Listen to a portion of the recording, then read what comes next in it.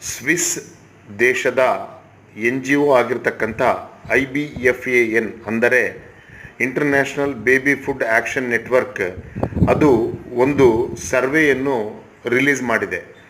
ಯಾವುದೇ ಆಹಾರಗಳು ಪ್ಯಾಕ್ಡ್ ಮಾಡಿ ಮಾಲ್ಗಳಲ್ಲಿ ಇಟ್ಟಿರ್ತಕ್ಕಂಥ ಆಹಾರ ತಿನ್ನಲು ಯೋಗ್ಯವಿಲ್ಲ. ಇದರಲ್ಲಿ ಸಕ್ಕರೆ ಅಂಶ ಹಾಗೂ ಆರ್ಗ್ಯಾನಿಕ್ಗಳು ಬಹಳಷ್ಟು ಇರುತ್ತವೆ. ಇದರಿಂದ ದೇಹದ ಆರೋಗ್ಯ ಕೆಟ್ಟು ಬಿಟ್ಟು ಪ್ರತಿ 3ರಲ್ಲಿ 2 ಅತಿ ಹೆಚ್ಚು ತೂಕದಿಂದ ಬಳಲುತ್ತಾ ಇದ್ದಾರೆ. ಅದರ ಜೊತೆಗೆ ಡಯಾಬಿಟಿಕ್ಕು, BP, ಕಿಡ್ನಿ ಪ್ರಾಬ್ಲಮ್ಗಳು ಹೆಚ್ಚಾಗಿದ್ದಾವೆ.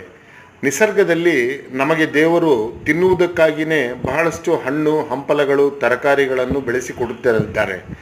ಇದರಲ್ಲಿ ನೈಸರ್ಗಿಕವಾಗಿರ್ತಕ್ಕಂಥ ಬಣ್ಣಗಳು ಇರುತ್ತವೆ. ನಾವು ಅಡ್ವರ್ಟೈಸ್ಮೆಂಟಿಗೆ ಬಲಿಯಾಗಿ ಎಲ್ಲರೂ ನಾವು ಕೇವಲ ಪ್ಯಾಕ್ಡ್ ಫುಡ್ಡನ್ನು ತಿಂತಾ ಇದ್ದೇವೆ. ಇದರಿಂದ ಹೊರಬರಬೇಕು.